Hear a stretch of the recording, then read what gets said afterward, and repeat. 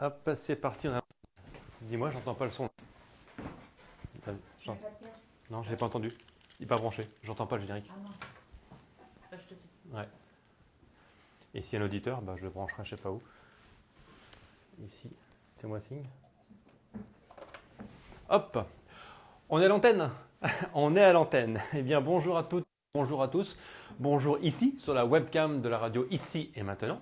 Et sur la page Facebook, la vie, c'est important. Et oui, deux caméras, on ne se refuse rien. Et pour ceux qui n'ont pas l'image, vous avez le son, normal, c'est la radio 95.2 FM sur la radio parisienne. Et pour ceux qui veulent écouter, on me demande souvent le numéro, je vous le donne dès maintenant. Ceux qui veulent écouter, interagir, pardon. 08 92 23 95 20, 08 92 23 95 20. Aujourd'hui, on parle de la différence. Oui, on parle de la différence. Je l'avais annoncé la semaine dernière. Non, je ne l'avais pas annoncé pour ceux qui suivent. Alors, c'est quoi la différence Différence par rapport à qui, par rapport à quoi, par rapport à quelle norme, par rapport à quelle case? Est-ce que c'est un handicap? Est-ce que c'est une force? Tout ça, on va en parler. Est-ce que c'est un droit? On va également en parler. La semaine dernière, on avait parlé d'envie. Alors, nos envies sont différentes également. On a des envies qui correspondent à nos goûts, qui ne sont propres à chacun. Les opinions peuvent être différentes. Et donc, heureusement d'ailleurs, ce serait un petit peu chiant si on pensait tous pareil et si on était tous identiques. Donc, cette thématique de la différence, je vais l'aborder à ma façon toujours. Et toujours par rapport à ce spectacle que certains connaissent peut-être, ce concept, la vie, c'est important, comme un portant de vêtements. Je pars du postulat que l'habit fait le moine et chacun des personnages vient se présenter comme une porte d'entrée pour accéder à une méthode de travail sur soi que j'ai simplifiée.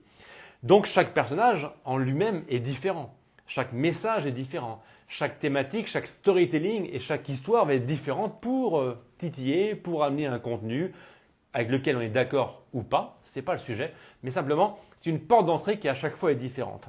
Donc aujourd'hui ce thème, la différence, comme à chaque thème, je vais le définir, pas de façon exhaustive, mais le définir ce thème par rapport à ce que j'ai trouvé, ce que j'ai retenu, ce qui me parle.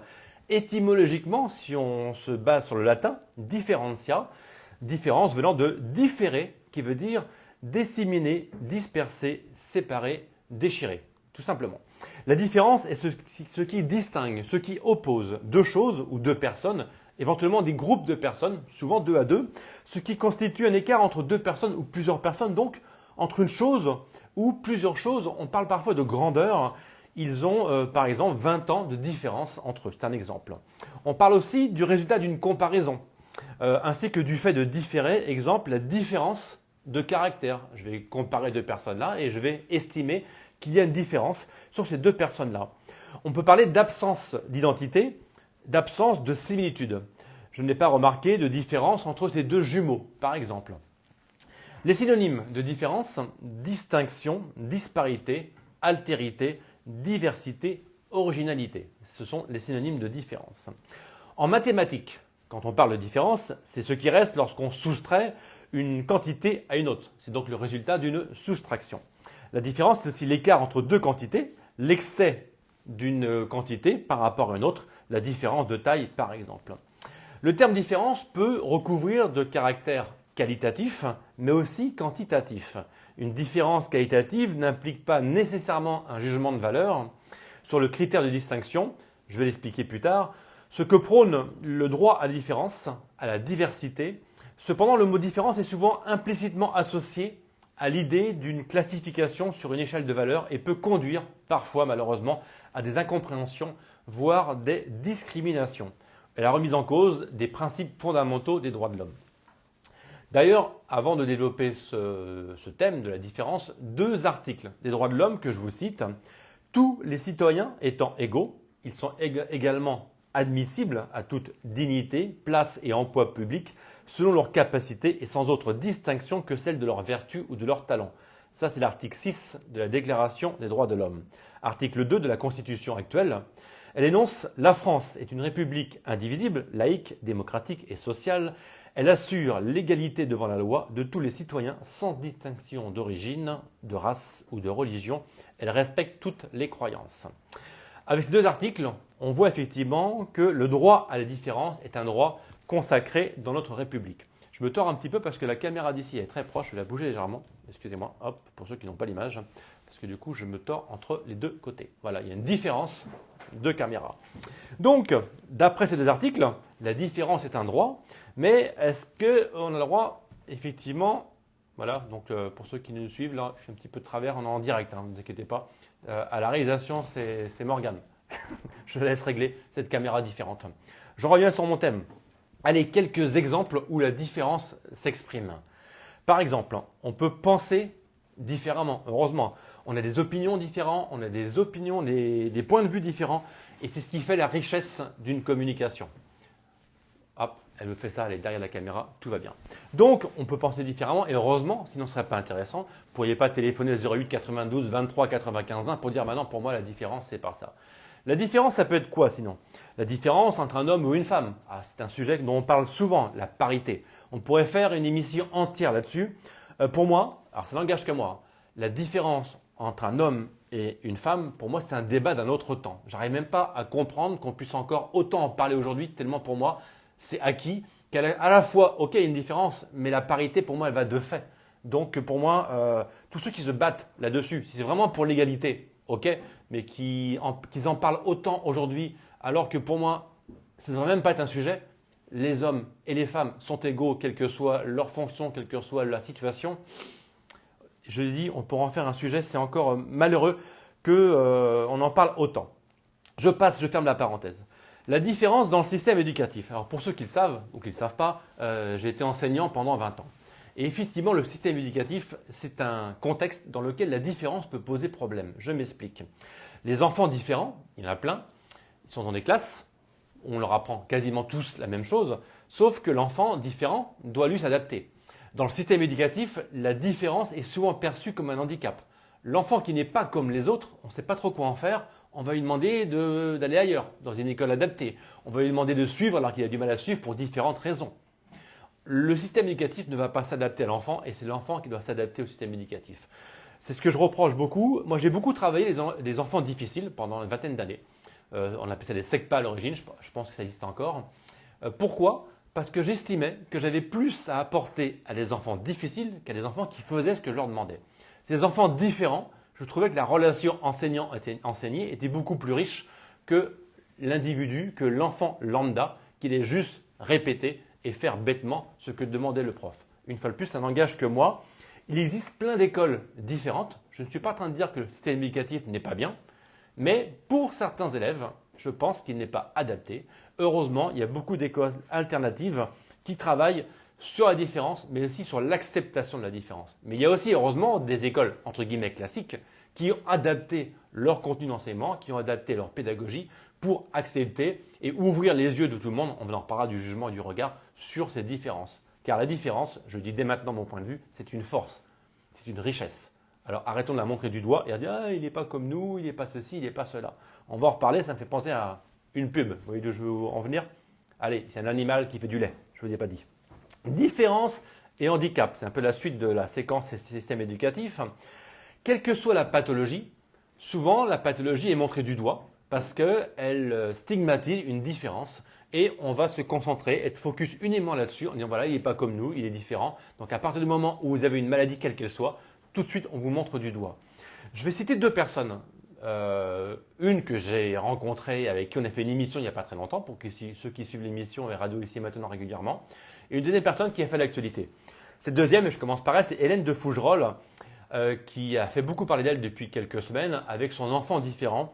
Je vais en parler pour ceux qui ne sont pas au courant. Donc Hélène de Fougerolles, donc la comédienne, l'actrice, à ses yeux, la différence doit être une force. Je suis bien d'accord avec elle, surtout pas un obstacle, surtout pas un handicap. Elle a un enfant différent. Pour elle, un enfant différent, c'est un cadeau.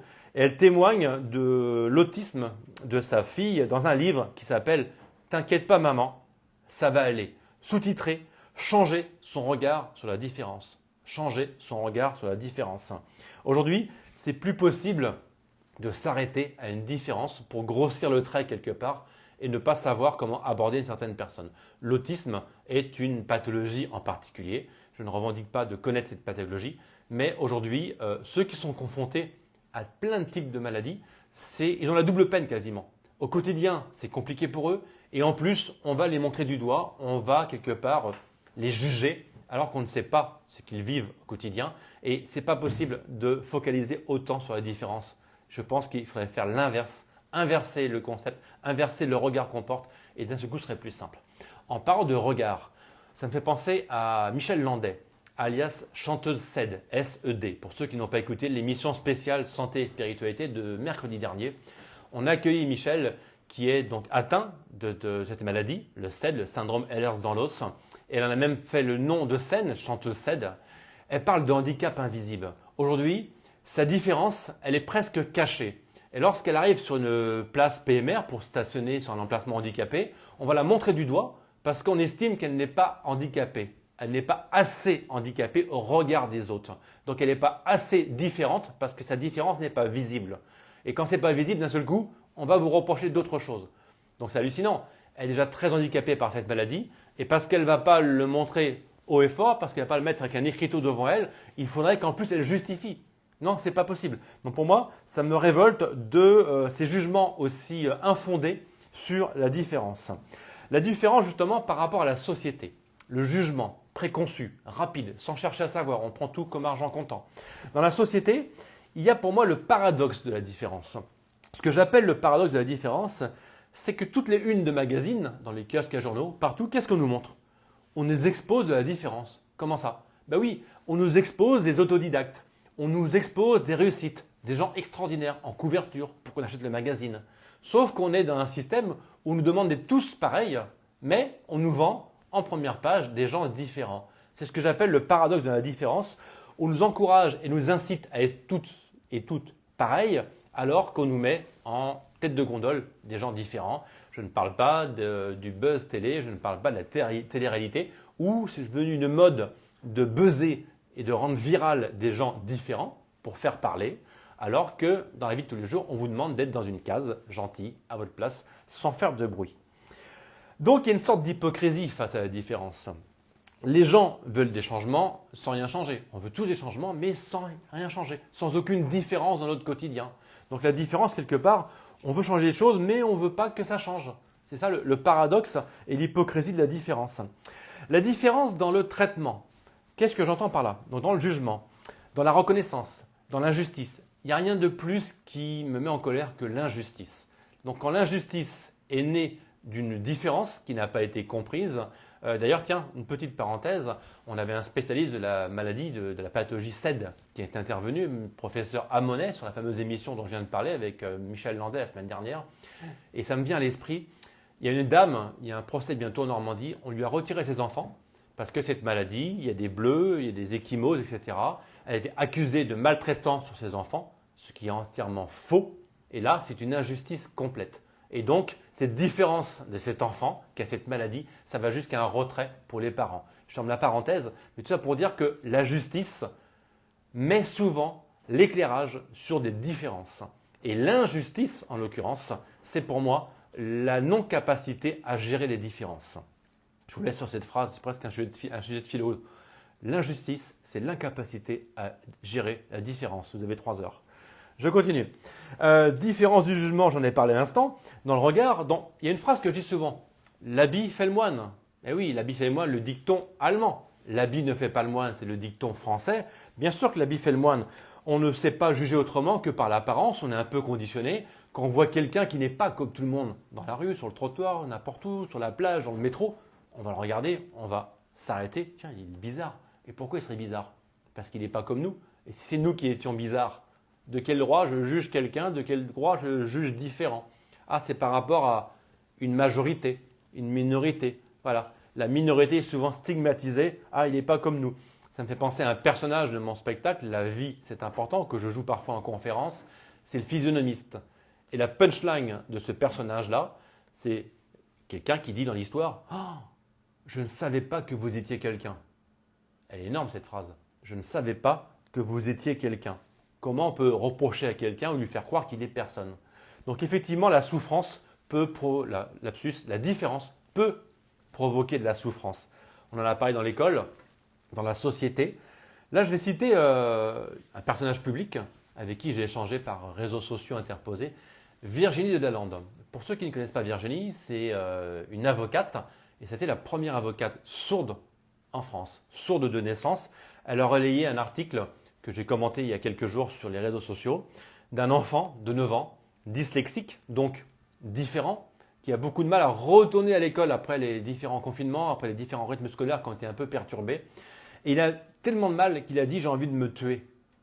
Tellement il se sent différent, tellement il ne se sent pas à sa place, et tellement il doit être montré du doigt par le système que c'est un enfant qui ne trouve pas sa place. Et être différent, c'est une force. Je vais en reparler parce que j'adore cette phrase et pour moi c'est vraiment tout est là. Être différent, il faut retourner le problème, entre guillemets, le souci, le fait que les gens ne vous comprennent pas pour le retourner à votre avantage. Et donc Virginie Delalande, sourde de naissance, aujourd'hui elle fait des conférences, aujourd'hui elle est coach et son bouquin Abandonner, pour l'interrogation, jamais. Je vous encourage à le lire, Abandonner, jamais. La différence, c'est une richesse. Je vais prendre quelques exemples, quelques métaphores qui viennent à l'esprit. J'emploie souvent des références dans le monde du sport. Le sport collectif, tout est dans le mot collectif. C'est d'équipe, c'est plusieurs personnes. Et par définition, les joueurs, ce n'est pas des clones, c'est tous des joueurs différents. La richesse d'une équipe, c'est la différence de chaque personne, de chaque joueur, de chaque membre de l'équipe additionné. Et si je transpose au monde corporate, la richesse d'une équipe dans l'entreprise, c'est le fait que tout le monde soit différent. Ce serait chiant si tout le monde était pareil et ce serait même improductif pour la société ou pour un résultat sportif que chaque joueur, que chaque membre d'une équipe soit identique. Donc pensez complémentarité quand vous pensez différence. Pensez pas jugement, ah tiens lui il vaut rien parce qu'il est différent. Non, il est différent, il a des qualités différentes, il a des expertises différentes, il va s'adapter différemment, mais peut-être qu'ensemble on peut faire des trucs. Autre métaphore, ce que j'appelle la métaphore du puzzle. Vous avez regardé, remarquez, hein, les pièces du puzzle, elles sont quoi? Elles sont, bravo Morgane, différentes. Elle m'a soufflé. Bah oui, les pièces sont différentes. Si toutes les pièces étaient pareilles, bah déjà ce serait encore plus compliqué pour le monter. Je lance un appel à ceux qui font des puzzles. Faites un puzzle avec que des pièces de la même forme. Et voilà, c'est le tout, c'est l'image, le résultat qui fait que le puzzle monté, il est constitué de X pièces différentes. Une autre métaphore qui me vient à l'esprit, la métaphore culinaire. Pour ceux qui aiment cuisiner, j'aime cuisiner, pas qu'avec les mots, avec des ingrédients également. Faites une recette avec le même ingrédient que vous prenez 10, 15, 20 fois. Bah, ce n'est pas des ingrédients différents. Donc la recette avec un même ingrédient, elle va être très très fade et ça va être compliqué de faire de la cuisine. Donc pour cuisiner, il faut des ingrédients différents. Dans la vie, il faut X ingrédients différents. Nous sommes tous potentiellement des ingrédients de la vie pour qu'on puisse cuisiner tous ensemble, heureusement qu'on est différents. Et donc quand je pense à différence, j'ai teasé un petit peu tout à l'heure, je pense à cette pub, je ne vais pas la citer, c'est une vache. Mais oui, vous savez, trop riche, trop typé, trop grosse, trop ceci, on est tous trop quelque chose. Ah oui, mais d'où on serait trop quelque chose et par rapport à quoi on serait trop quelque chose? Alors là, dans un casting, c'est par rapport à une attente. Voilà, je veux telle personne, tel profil, donc trop, ok. Mais dans la vie de tous les jours, d'où et de qui on est pour se permettre de dire t'es trop comme ça, t'es trop comme ceci. Rappelez-vous l'exemple que je prends souvent, tous ceux qui vous ont encouragé à vous lever et à marcher lorsque vous étiez petit. Et un jour, vous avez marché, on vous a applaudi. Bravo, il marche. Est-ce que ces personnes vous ont dit non, laisse tomber, reste à quatre pattes, tu verras, c'est mieux? Non. Et pourtant, ces mêmes personnes, quelques années plus tard, vous ont dit non, fais pas ce métier, fais plutôt ça. Non, non, sois pas différent, fais comme tout le monde. Non, fais ce bac-là, fais ces études-là, etc., etc. C'est comme si ça rassurait d'être dans une norme, d'être dans une case, dans une normalité et qu'on vous interdisait d'être différent. Donc, exprimez votre différence. Et puis en fait, plus vous allez exprimer votre différence et plus vous allez attirer à vous des gens qui vous ressemblent.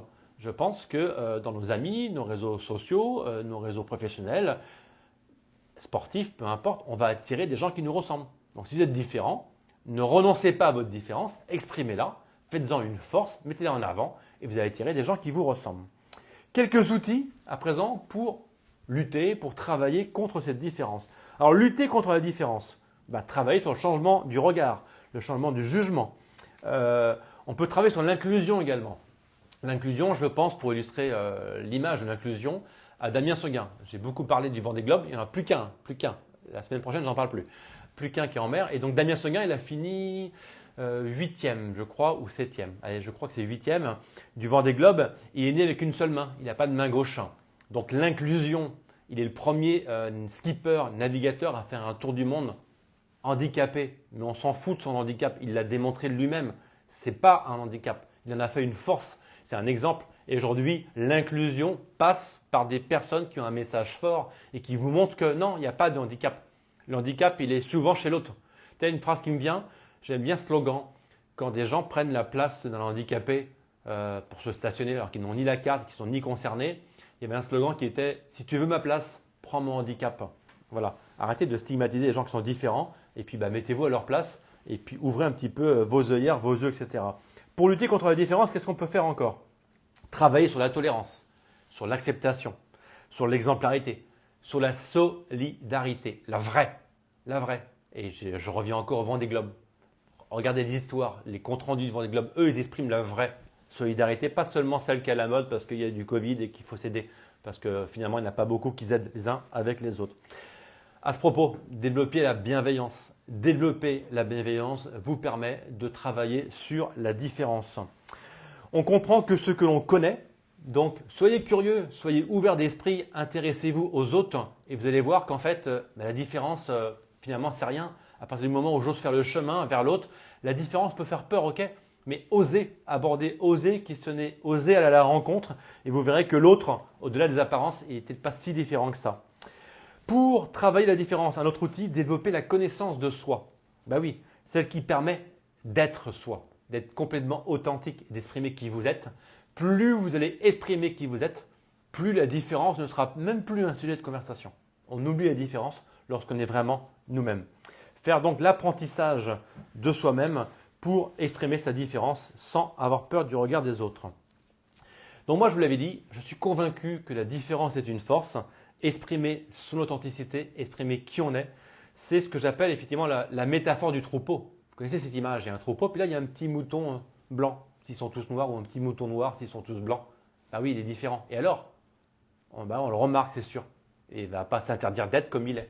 Soyez vous-même. C'est comme l'image du vilain petit canard. Ça vous parle cette expression? Ah oui, mais lui c'est le vilain petit canard. Ça veut dire quoi? Ça veut dire qu'il n'est pas comme tout le monde. Et alors, soyez vous-même. Ou alors les images, je les mis sur internet pour communiquer dans cette émission, de deux chemins. Il y a un chemin à gauche et un chemin à droite. C'est lequel le bon chemin? Celui que tout le monde prend ou celui que vous avez envie de prendre? Il n'y a pas de mauvais chemin en soi. Tous les chemins sont bons. Expérimentez, essayez et vous verrez. Mais prenez pas forcément le même chemin que tout le monde. À la petite séquence, retour des internautes. Très très riche et de plus en plus riche d'une semaine sur l'autre. Je remercie tous ceux qui ont participé sur LinkedIn, qui ont commenté le post sur la différence.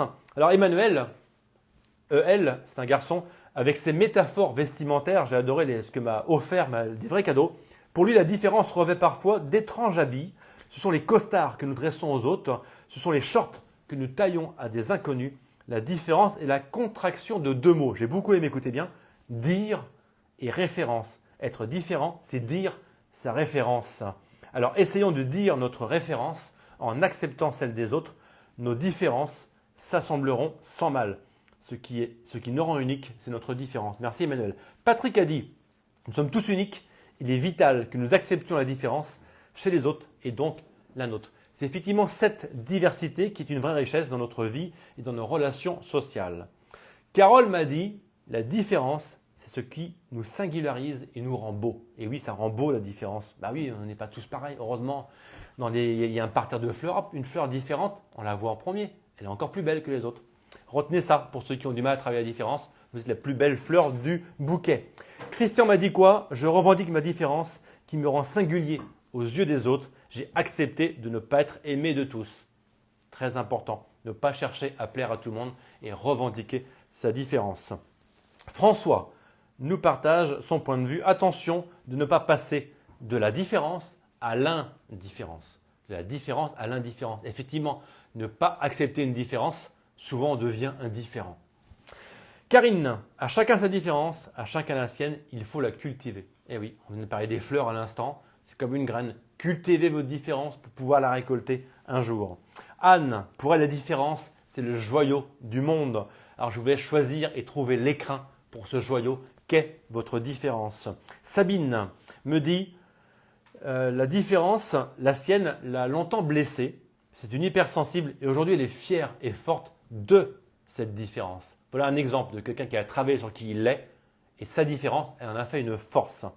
Et enfin Virginie de Lalande, elle a communiqué et fait un commentaire. Elle a mis j'adore et plein de voilà, forcément qu'elle adore. Elle nous encourage à cultiver notre différence. Je crois même que c'est le thème de l'une de ses conférences. Cultivons nos différences. Voilà. On en est où? On en est aux citations. Bah oui, citation, expression. Avant les citations, quelques expressions qui emploient le mot différence. Alors vous les connaissez pour la plupart. Hein.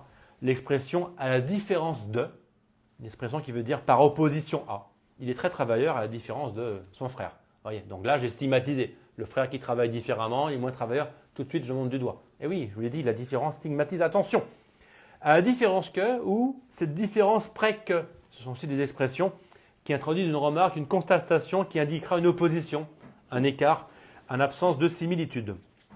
L'autre expression, faire des différences, c'est-à-dire ne pas agir de la même façon avec une personne ou une autre, de ne pas traiter de manière égale.